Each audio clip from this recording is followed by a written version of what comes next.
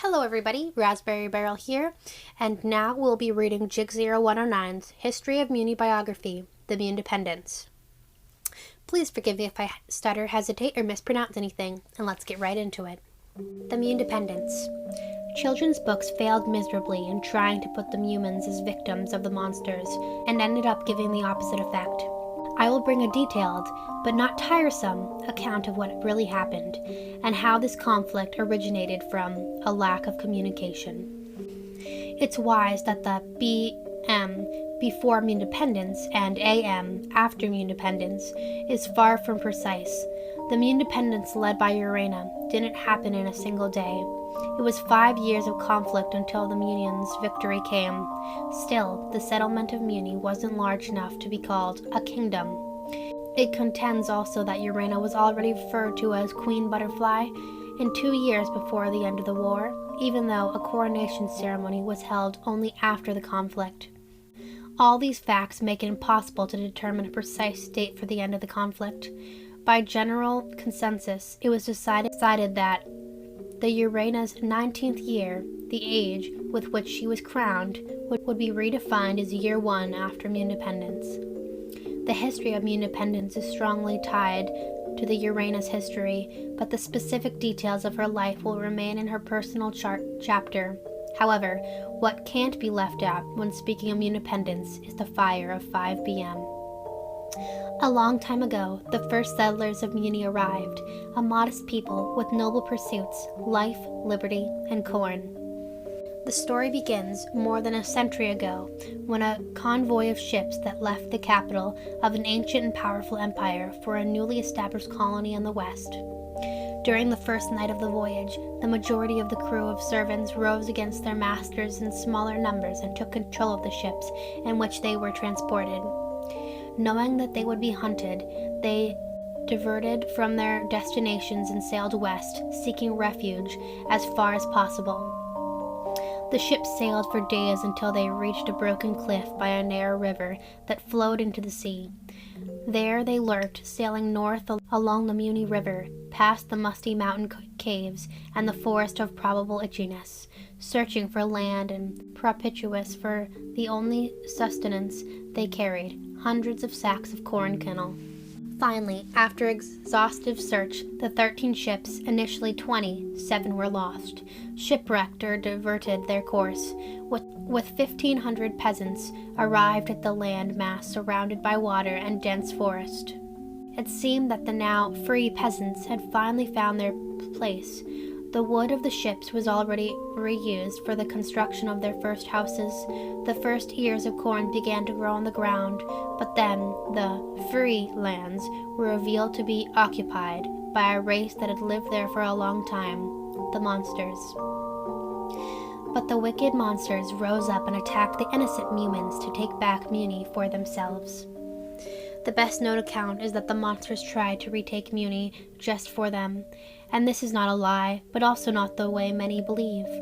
The monsters had a hierarchy, corresponding to the orders of a king of the monsters, but there was never a king's attack order during the 80 years leading up to the war.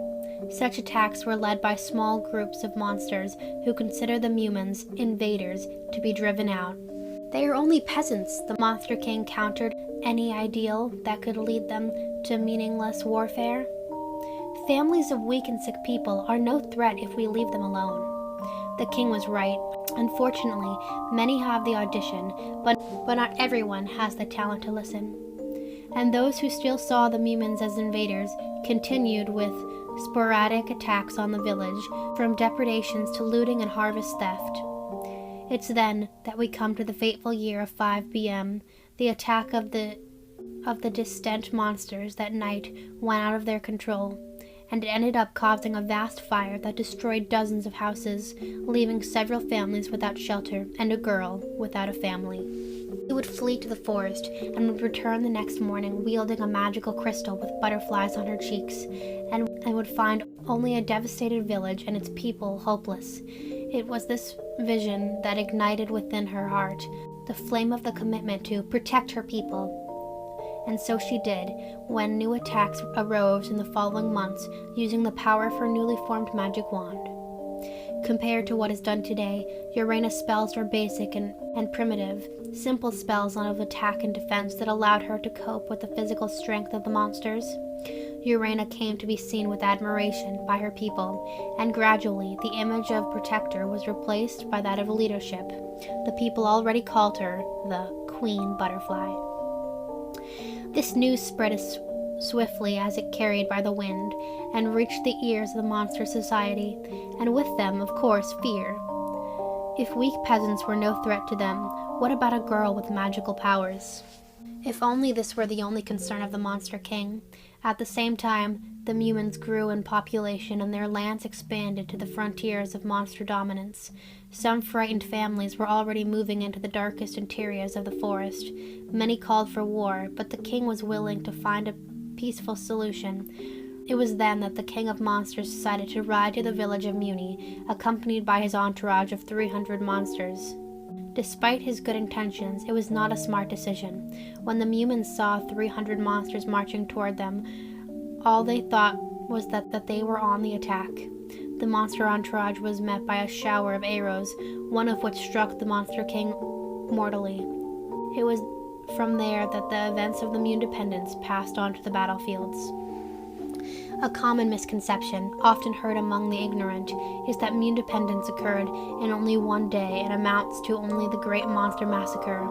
Several conflicts, with victories and defeats on both sides, spread through 2 years of war.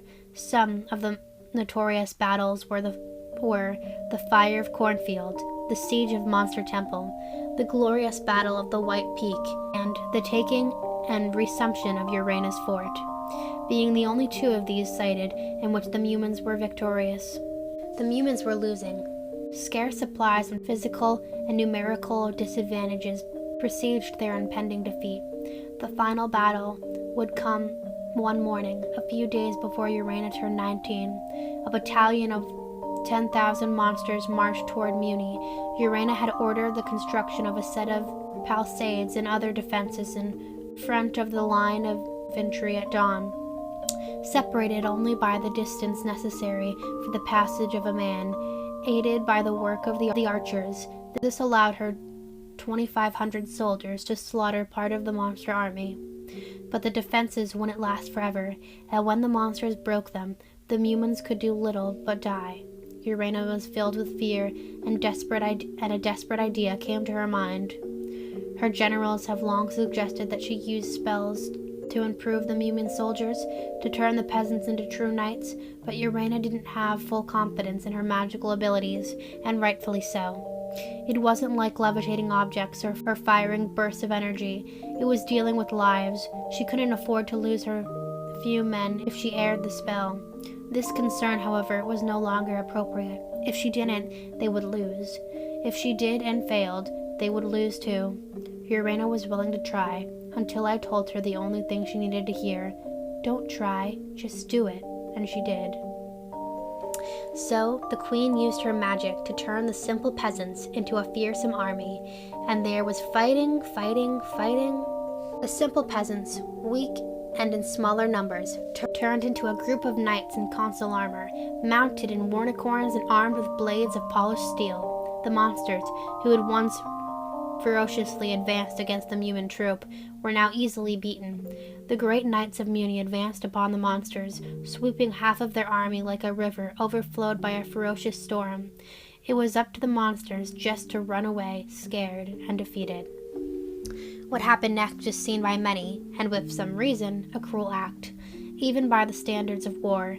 Even with the retreat of the enemy troops, the knights advanced on the closed forest, passing them all on the torch. There was no command. It was an initiative taken by the soldiers themselves. A gigantic fire spilled into the thicket that surrounded the area, consuming trees as families of monsters ran as far as they could go. The image of the flames, ashes, and smoke rising amid the chaos before Urania's eyes paralyzed her. For a long time, Urania just looked, inert, without reaction. Her trembling hands and her ragged breath denounced what was happening. She was reliving a trauma, the night the fire took her family away from her. Although the popular belief was that Urena had stayed in that state for hours, the shock didn't last more than 2 minutes. And when she finally got back to reality, she said loudly, "Stop it!" This was a command. The knights interrupted their onslaught. The flames still burned in the forests for more than half an hour, until they had ceased altogether. Much of the forest was reduced to a large field of ashes. The surviving green part would be known as the Forest of Certain Death. The final battle, which would officially mark the end of the war, has been known forever in Mewni's history as the Great Monster Massacre. And the Mewmans won. It was during the great celebration of victory that the people carried Urena to the Celestrum of the village. There, in a ceremony attended by thousands of Mewmans, the Celestrine would bless and crown her as Queen Urena Butterfly, Lady Protector of the Kingdom of Mewni.